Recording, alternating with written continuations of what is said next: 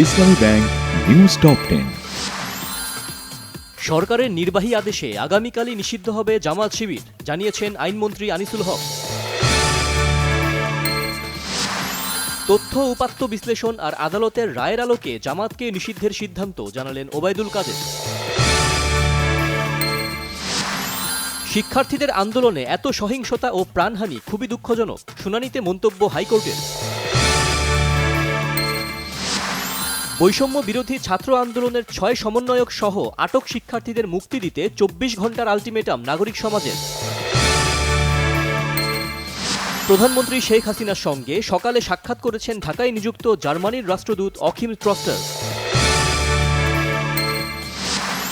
কোটা আন্দোলনে নিহতদের জন্য মসজিদ, মন্দির, গির্জাসহ সব ধর্মীয় উপাসনালয়ে বিশেষ প্রার্থনা।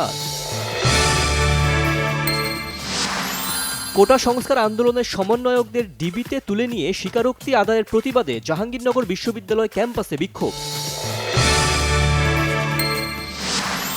না ফেরার দেশে সঙ্গীতশিল্পী, নির্মাতা ও টিভি সঞ্চালক হাসান আবিদুর রেজা জুয়েল।